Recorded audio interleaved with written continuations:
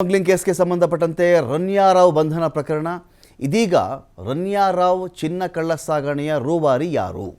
ರನ್ಯಾರಾವ್ ಮಾತ್ರ ಮಾಡ್ತಾ ಇದ್ದದ್ದ ಅಥವಾ ಇದರ ಹಿಂದೆ ಬೇರೆ ಒಂದಷ್ಟು ಕೈಗಳ ಕೈವಾಡ ಇತ್ತ ಅಂತ ಪ್ರಶ್ನೆ ಇದೆ. ಇಲ್ಲಿ ರನ್ಯಾ ಮೇಲೆ ಅತಿ ದೊಡ್ಡ ಅನುಮಾನವನ್ನು DRI ಇದೀಗ ವ್ಯಕ್ತಪಡಿಸ್ತಾ ಇದೆ. ಇಲ್ಲಿ ವಿದೇಶದಲ್ಲಿ ಇದ್ದುಕೊಂಡೇ ಕಳ್ಳ ಸಾಗಣೆ ವ್ಯವಹಾರವನ್ನು ಇವರು ಮಾಡ್ತಾ ಇದ್ರು ಅಂತ DRIನ ಆರೋಪ.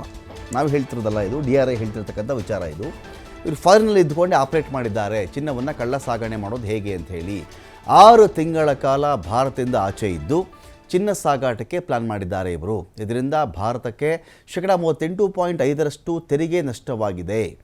14 kg ಚಿನ್ನದ ಕಳ್ಳ ಸಾಗಣೆಯಿಂದ 4,83,00,000 ರೂಪಾಯಿಯಷ್ಟು ಸುಂಕ ನಷ್ಟವಾಗಿದೆ. ಈ ಹಿಂದೆ ಕೂಡ ಭಾರತಕ್ಕೆ ಚಿನ್ನ ತಂದಿರತಕ್ಕಂಥ ಅನುಮಾನ ಇಲ್ಲಿದೆ. ಒಂದು, ಈಗ DRI ವಶಪಡಿಸ್ಕೊಂಡಿರ್ತಕ್ಕಂಥ ಚಿನ್ನ, ಇದರಿಂದ ಕೂಡ ಸಾಕಷ್ಟು ಪ್ರಮಾಣದಲ್ಲಿ ಸುಂಕ ನಷ್ಟ ಆಗಿದೆ. 4.25 ಕೋಟಿ ಅಂದರೆ ತಮಾಷೆ ಮಾತಲ್ಲ.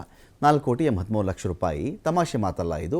ಇನ್ನೊಂದು ವಿಷಯ ಏನು ಅಂತ ಹೇಳಿದ್ರೆ, ಸಿಕ್ಕಾಕೊಂಡಿರೋದು ಇವಾಗ, ಇದು ಬಹಳ ದಿನಗಳಿಂದ ಒಂದು ವ್ಯವಹಾರ ನಡೀತಾ ಇದೆ ಇಲ್ಲಿ.